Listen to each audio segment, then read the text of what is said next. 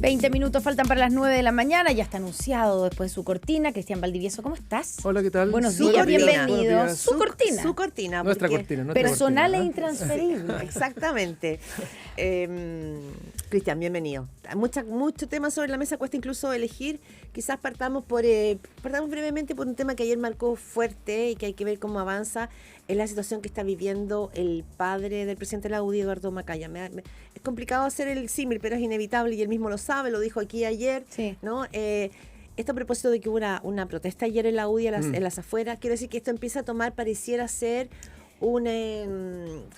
como un movimiento un tinte político y ciudadano también, en términos como de que se generaba ayer una crítica por esta medida cautelar que revirtió hoy en la Corte. Claro, porque hay que recordar que aquí el viernes se hizo, se dio a conocer el veredicto, hay una condena por 4 delitos de abuso en 2 menores, hay otros 2, en el caso de 2 menores que fueron, por los cuales fue absuelto, pero hay 2 donde fue condenado a 6 años, es prisión efectiva eso, pero hay que decir que no está ejecutoriada la sentencia. Esa es la explicación de por qué todavía estamos hablando de prisión preventiva, porque él está en prisión preventiva. No es que esté, o sea, estaba en prisión preventiva después del viernes. O sea, todavía queda un trámite judicial y por lo tanto, como no está ejecutoriada, todavía no es que se esté aplicando la condena de cárcel, sino que era prisión preventiva. Y en ese contexto es cuando ayer le cambian la medida cautelar y la dejan mientras se ven estos otros trámites judiciales, lo dejan en arresto domiciliario. Y eso, y ahí te doy la palabra, Cristian, ha sido visto, incluso hay quienes comparan como el mismo día en que a Daniel Jadwe le insisten en dejarlo en prisión preventiva cuando todavía no está condenado, a alguien que sí está condenado, lo dejan en su casa en arresto domiciliario y dan una sensación de que hay privilegios que no se entienden. Cristian Valdivieso. Sí, bueno, muy buena la introducción que hicieron. Yo creo que es un tema complejo y... A ver, al final del día podríamos haber conversado de las cárceles, podríamos haber conversado del voto voluntario obligatorio, del veto, podríamos haber conversado de Jadwe, podríamos haber conversado de muchas cosas y al final hay una suerte de pauta que conecta esto y es que en general los políticos como que quisieran chicha y chancho, ¿eh? Se han fijado que quieren de alguna manera defender la institucionalidad y al mismo tiempo vulnerar la institucionalidad o salir jugando con la institucionalidad. Es decir, lo que vemos, el problema creo yo, que tiene el presidente de la UDI es que él tiene todo el derecho a defender a su padre. El tema es que no puede usar su cargo político y como senador para hacer una defensa personal de su padre, porque él no es cualquier ciudadano, ¿eh? Se entiende que cualquier ciudadano pueda estar del lado de su padre por las razones que sean, pero otra cosa es que él utilice la tribuna que tiene para intervenir en temas judiciales de alguna manera.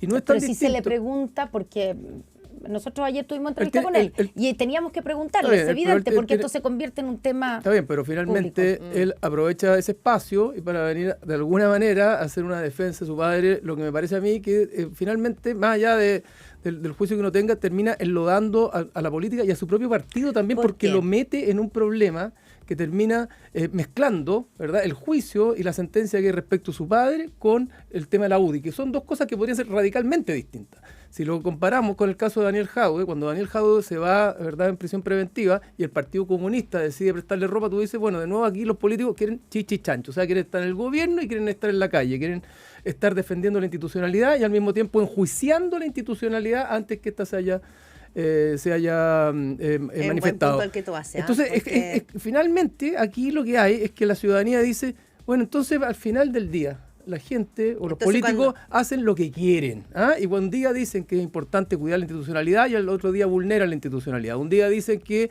yo soy presidente de un determinado partido y senador de la República, pero al mismo tiempo empiezo a cuestionar los juicios de la justicia. Estoy en un partido de gobierno y cuestiono, es verdad, la medida de la justicia. Queremos seguridad, pero no queremos la cárcel en nuestra comuna y en ninguna parte que esté cerca de nosotros. Entonces hay una contradicción que termina generando una rabia probablemente muy, muy grande. Y son puras incoherencias que al final del día lo que hacen es seguir erosionando la confianza en la política. Eso te iba a decir. Hoy día vamos a discutir, perdona Claudia, sí, un 7º retiro de fondos de pensiones. O sea, los políticos dicen, no queremos más inflación.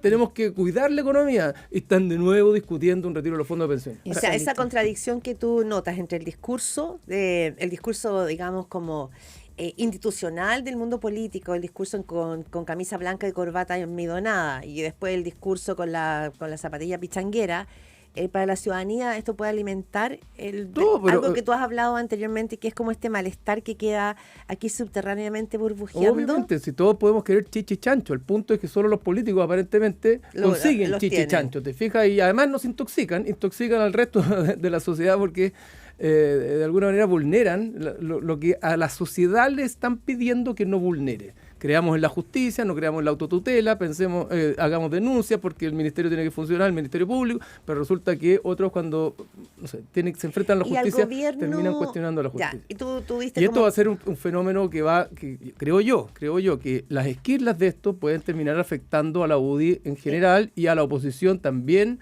de alguna manera, porque esto va a llegar inevitablemente a Evelyn Matei como candidata presidencial, candidata de la UDI, además, a tener que pronunciarse respecto a este tema. Y el tema de la pederastia, más allá de lo que diga la justicia y las razones que haya, es un tema muy, pero muy sensible para la sociedad. Bueno, ya pasó eso que tú estás diciendo, porque, por ejemplo, el senador Fidel Espinosa en sus redes sociales dijo: Matei debe pronunciarse sobre el escandaloso caso Macaya. Es su deber si quiere conducir los destinos del país. Dijeron también que sería muy oportuno saber si los dirigentes de la UDI, Renovación Nacional, republicanos, demócratas y principalmente su candidata presidencial Evelyn Matei, dijo Jaime Naranjo, comparten las declaraciones que ha hecho el presidente de la UDI frente a la denuncia y sentencia de los tribunales en el caso Macaya. Obviamente aquí hay una utilización, pero era evidente que esto iba a pasar, como dices tú. Y por otro lado está la ministra Orellana, que también salió, se lo preguntan ayer en una entrevista, y ella también sale a criticar que haya una especie de defensa, ¿cierto?, en alguien que está acusado, está condenado por abusos contra menores de edad. ¿Sabes lo que pasa, Connie? Que al final cuando el presidente de la UDI, más allá de en su condición de hijo también, pero el presidente de la UDI defiende su padre e indirectamente cuestiona la institucionalidad, lo que aparece es una defensa corporativa de la UDI. Eso es inevitable. Entonces, claro, cada uno podrá tomar las decisiones que quiera, pero si Javier Macaya quiere mantener la defensa a ultranza de su papá, que ahora, puede ser totalmente legítimo, si la UDI probablemente tiene que cuidar también que eso no llegue a ensuciar también al partido. En la línea de la chicha y chancho que tú dices, y lo digo que vengan por mí, pero ¿por qué Evelyn Matei tendría que responder por esta situación? ¿Por qué ella tendría que salir a tomar posición? Pregunta. ¿Qué es lo que le está pidiendo el oficialismo? Más allá de por qué tenga que hacerlo, es evidente que el oficialismo le va a pedir que tome una posición. Claro, por eso. Respecto de la justicia, es como que yo te preguntara, ¿por qué la ministra Camila Vallejo tiene que salir a responder respecto de lo que dijo Juan Andrés Lagos, lo que dijo el Partido Comunista, porque es militante del Partido Comunista? Ya, perfecto. Y por lo tanto, cuando la sangre llega a la UDI, la candidata presidencial de la UDI tiene que tomar una posición, o es legítimo que se le pida una posición. Y el problema de esto es que al final del día volvemos al juego este de las máscaras. Lo que tú dijiste y lo que no hiciste, lo que tú dijiste y lo que hace hoy día, y finalmente vamos tirando la pelota para lado y lado. Y es evidente que el oficialismo, que hoy día está contra las cuerdas, producto de la crisis de seguridad, iba a encontrar un espacio acá para, obviamente, empujar y cuestionar a la oposición, porque eso mueve la agenda. Y mueve la agenda, y al mover la agenda sale el problema de la inseguridad o el problema del oficialismo, de alguna manera se descomprime un poquitito porque la agenda se mueve hacia otro lado. Se cambia el foco. Se cambia el foco, exacto. Ya, pero solo para terminar con porque esto es un tema también comunicacional. El presidente de la UDI es senador, es presidente de la UDI y es el hijo del señor que fue condenado por abusos a menores. Entonces, la pregunta es: ¿qué es lo que tiene que hacer? Porque da la impresión de que él salió a dio una entrevista el domingo en Canal 13, dio la entrevista ayer en la mañana con nosotros aquí en Radio Pauta, y a mí me daba la impresión de que él quería separar aguas. Pero hablar del tema, marcar punto. Él dijo: yo respeto la sentencia judicial, era que no, pero al mismo tiempo sigue convencido de la inocencia de su padre. No lo dijo con esas palabras, pero sigue confirmando la primera declaración que hizo hace meses cuando se conoció esta acusación. Entonces, ¿qué es lo que debiera haber hecho? Porque claramente se le fue de las manos. Habló demasiado, no debería haber dicho nada. Porque él quería cerrar el tema y no logró cerrarlo. Claro, a lo mejor quería dejar un punto marcado, decir que la sentencia no está ejecutoria, quién sabe.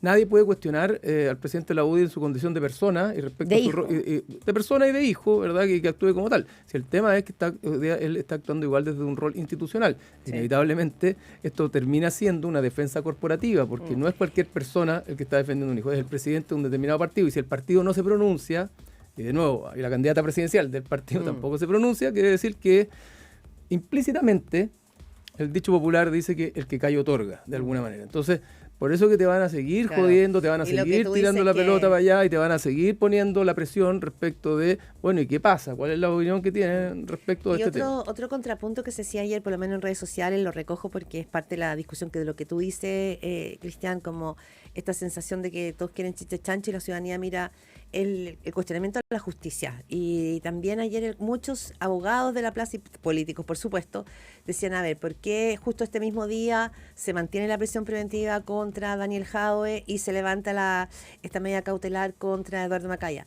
Las razones jurídicas pueden estar, pero se genera también ese punto de choque, ¿no? Sí, y que además las explicaciones no son del todo verosímiles y se transforma finalmente en alguien que hasta ahora entendemos que es victimario porque está acusado y está imputado, que es Daniel Jadwe, en víctima, porque en términos relativos, ¿verdad?, él aparece esposado, con chaqueta, con chaleco amarillo, etcétera, versus otros que estando en una condición similar están hoy día incluso libres en su casa. Entonces, todo eso va horadando la confianza en la justicia, instalando la idea de que hay justicias para uno, justicias para otro, y eso finalmente es muy, muy jodido desde el punto de vista de la ciudadanía. Ahora, de nuevo, el problema hoy día, creo yo, lo tiene la UDI, porque la UDI, ¿verdad?, está defendiendo implícitamente, corporativamente, a alguien que está acusado de pederastia, y eso ahora, es muy, muy, muy complejo.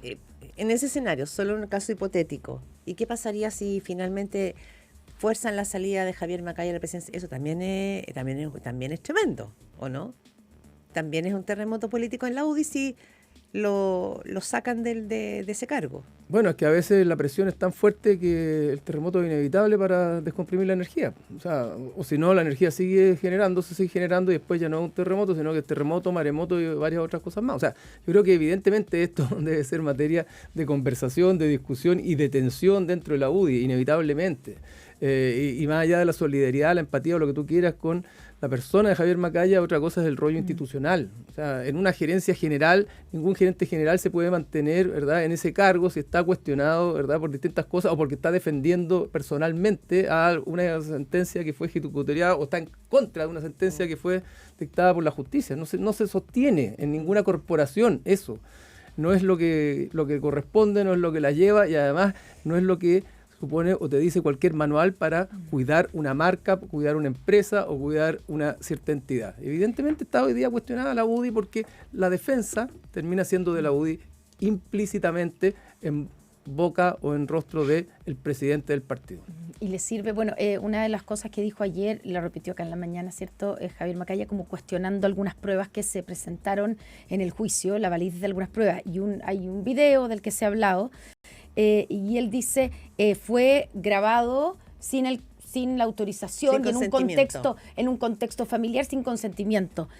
Pero yo me pregunto, pero eso es si fuera el abogado de Macaya, papá, te lo compro, pero no es el presidente de la UDI, ¿no? Él no es el abogado de la persona, entonces su rol institucional le impide salir en defensa, incluso argumentar el por qué puede ser cuestionable el juicio de la justicia. No es normal, no es natural, y eso te lleva de nuevo a la lógica de políticos que quieren chicha y chancho, ¿verdad? Mantener el cargo y además hacer defensas corporativas o defensas personales. Lo mismo que pasaba con el Partido Comunista, Daniel Jadwe, que quería tener un pie en la calle y un pie en el gobierno. Esas cosas no son sostenibles, aunque todos queramos chicha y chancho. Y eso es lo que finalmente colige cualquier ciudadano promedio, que esta gente es abusadora. Entonces, inevitablemente. el título del análisis de hoy de Cristian Valdivieso es: no se puede chicha y chancho. O sea, yo lo diría de otra manera, Claudia. Hay solo la chicha y chancho, se le permite solo a algunos. Algunos, exacto. 8:54, Cristian Valdivieso. Gracias, como cada martes, por estar aquí en Pauta de Análisis. Gracias, Cristian. Buenos días. Saludamos a